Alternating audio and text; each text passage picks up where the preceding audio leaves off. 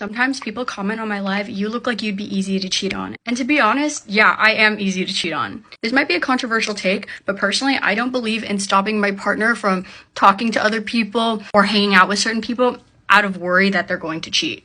Because personally, if my partner is weak enough that a girl flirting with them at a bar or one of their female friends making a move on them causes them to cheat on me, then I'm kind of relieved that I found out now, or that I found it sooner rather than later. I am not a prison ward. If I am not good enough for you or you want someone else, like, go ahead and go for them. Because then I'll just go ahead and find someone that actually cherishes me and values me. Of course, there are certain exceptions to this. Like, there was this one girl when I was dating this one guy, she would like drunk call him all the time and randomly show up into his apartment unannounced.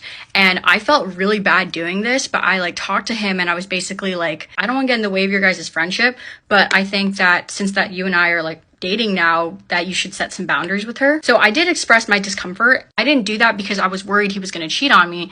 It was just more like, even I don't go into your apartment unannounced. So I would appreciate it if this person didn't either. I won't ever stop my boyfriend from going clubbing or going out with his friends, or I won't ever stop him from being friends with certain girls because I'm worried that they're going to cheat. One of my exes did have a lot of female friends, and we went to different schools, and I didn't really mind when he went out to party or went out with his friends. The reason I never felt worried or I never really felt anxious was because he never gave me a reason to worry. He always showed me that he was very devoted to me and he was really down bad for me. I was technically cheated on before. It was like an exclusive situationship. After he told me about his infidelity, I felt relief more than anything. And I kind of felt bad for him because he just showed me through his actions that he has a very weak moral compass. And I already felt kind of iffy about him, so I was just relieved that I found out how much of a shitty person he was in the beginning rather than later. Because the bottom line is, even if someone is completely throwing themselves at you, the decision to cheat is 100% up to you. And if you do cheat, it just means that you weren't the right person for me to begin with. And I'll go ahead and find someone that actually cherishes me and actually values me.